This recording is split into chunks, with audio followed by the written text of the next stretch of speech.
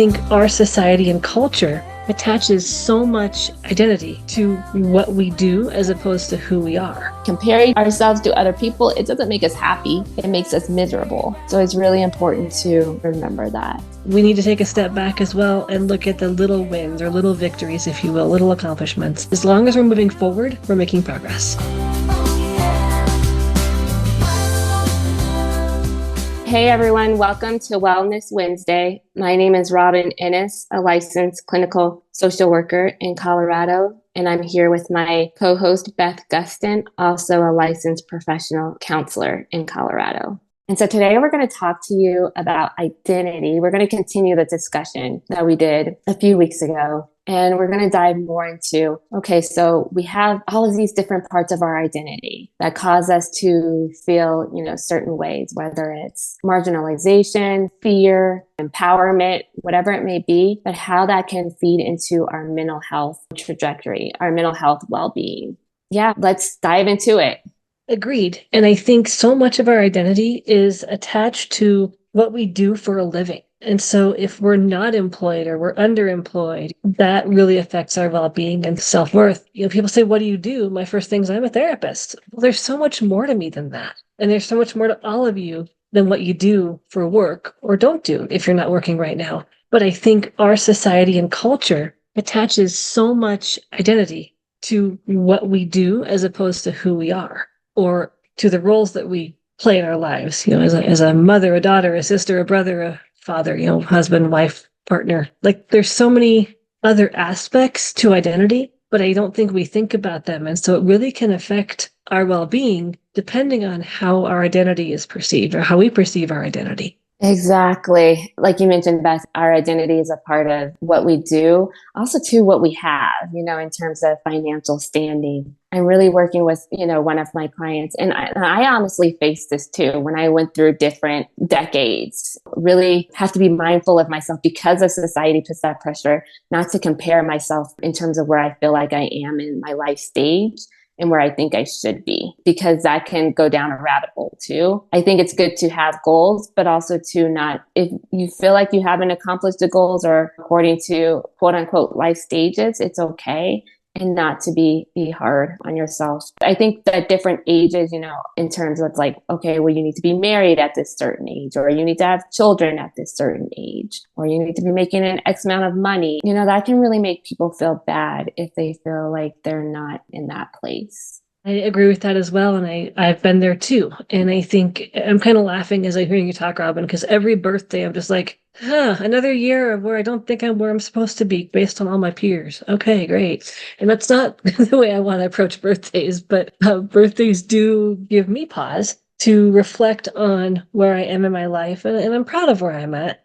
And I also would like things to be different, just given other, I guess you could say, expected milestone events that we're quote unquote supposed to attain by a certain age. And if those things can weigh us down if we choose to let them do so. And I also think if we can find a way to shift that perspective and really acknowledge what we have done and where we're at, and how sometimes where we think we should be versus where we are, really where we are is where we're supposed to be. There's nothing wrong with us by not reaching these certain societal milestones. I like that. Where we are is where we're supposed to be. I'm like really nodding my head. And honestly, like for me, the hardest years were 29 and 39. When I reached 30 and 40, I was like, okay, I got this. But it was just that dreaded year before those decades. And so I had to tell myself, like you mentioned, Beth, and I still tell myself that sure, I may not be in the same place as my friends or my peers. So that's okay, because look how far I have come. And so I really try to acknowledge what I've done. And in a lot of instances, sure, I may not have reached certain milestones according to the decade I'm in, but also to the people who have, it doesn't necessarily mean that their life is better than mine, right? And so I have to keep reminding myself and other clients that the grass isn't necessarily greener on the other side. Other people go through hardships too. And so it's really offering yourself grace. Absolutely. Offering yourself grace. And, it doesn't help us to compare ourselves to others. And I know this is easier said than done, but the only person we have to really compare ourselves to is ourselves. And there's a lot of talk about being the best version of yourself and living your best life and all of that. And I know they're kind of buzzwords right now, but really it's true. The only person we have to beat is ourselves. The only person we have to be better than is the person we were yesterday or last week or last year. And the only person we have to really set and accomplish goals for is ourselves. Nobody else really matters when it comes down to who has what, who has more, because there's always going to be someone who's more than we are.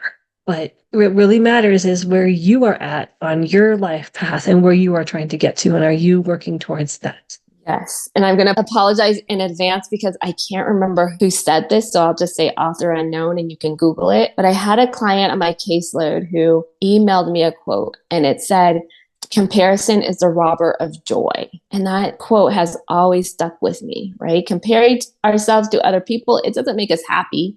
It makes us miserable. So it's really important to remember that. I like that quote. Yeah, I like it too. That's why the different parts of our identity, like Beth mentioned, whether it's employee, mother, father, sister, brother, whatever it may be, as well as age and milestone, those parts of our identity does cause certain feelings that we had talked about. So how can you best take care of those feelings, right? So where it's not going to adversely impact your self-confidence, your self-worth, because again, you are valuable. You do matter. For me, again, I like to really step back and give myself props for what I have accomplished. So that can help me build up my mental health toolbox, my coping toolbox. I also too love quotes, so that it reminds me, hey, I'm human. Also too that other people go through what I go through, but then also too just words of wisdom that I need to remind myself, where in certain moments of stress or comparison, I may forget those things.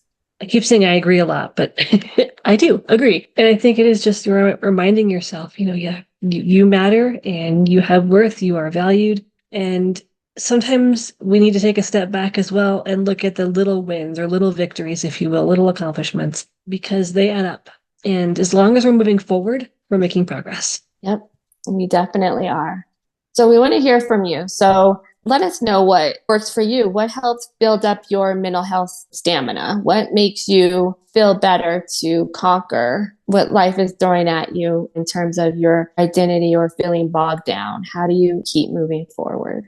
Yeah, I think it's important to be really broad-minded around what helps. Is it social connections? Is it music? Is it taking time for yourself? Is it arts and crafts? Is it exercise?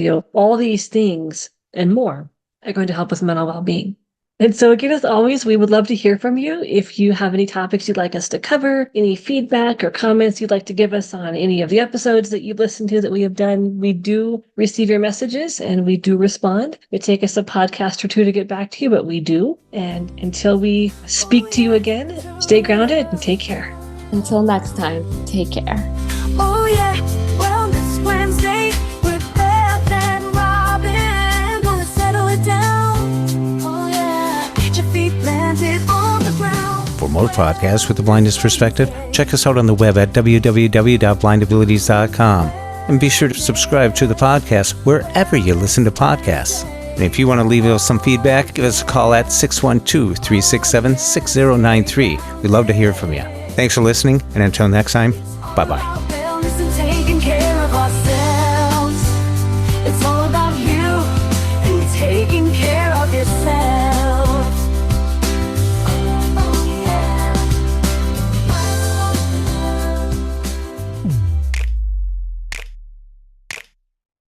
When we share what we see through each other's eyes, we can then begin to bridge the gap between the limited expectations and the reality of blind abilities. And the realities of blind abilities.